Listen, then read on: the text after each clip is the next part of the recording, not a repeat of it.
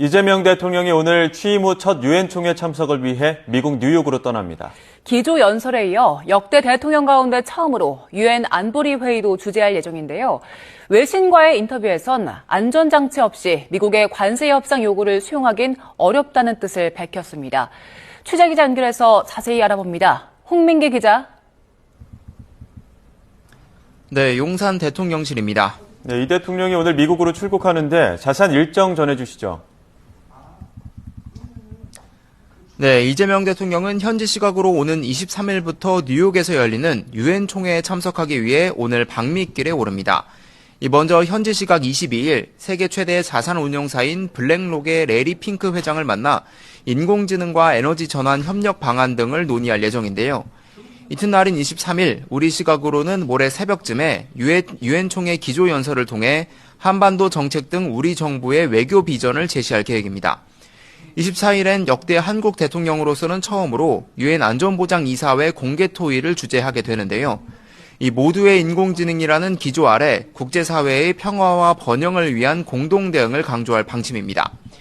3박 5일간의 순방 기간 프랑스, 이탈리아 정상 등과 잇따라 양자회담도 진행될 예정입니다. 다만 도널드 트럼프 미국 대통령과의 정상회담은 예정돼 있지 않은 상황이고 약식회담도 역시 불투명한 것으로 알려졌습니다. 이 대통령은 방미 마지막 날인 25일엔 미국 월가의 경제, 금융계 인사들과 만나 한국에 대한 투자를 요청하고 귀국길에 오를 예정입니다. 네, 이재명 대통령의 외신 인터뷰 내용도 공개가 됐는데 미국과의 관세 협상에 대해서 어떤 입장 밝혔습니까?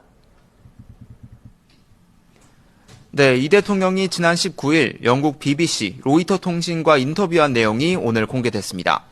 이 대통령은 먼저 교착 상태에 놓인 미국과 무역 협상에 대해선 이 안전장치 없이 요구를 수용할 경우 우리 경제가 1997년 외환 위기와 맞먹는 위기에 빠질 수 있다고 밝혔습니다. 이와 관련한 하워드 러트닉 미국 상무장관의 압박에 대한 질문엔 양국이 혈맹 관계인 만큼 최소한의 합리성은 유지할 수 있을 거라고 답했는데요.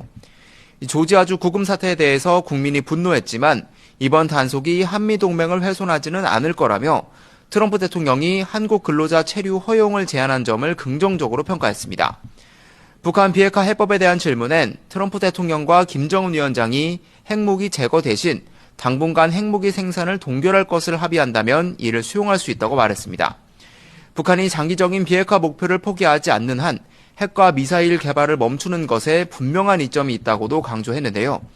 이 대통령은 남북 회담 전망은 낙관적이지 않다면서도 트럼프 대통령에게 다음 달 에이펙 정상회의 기간 중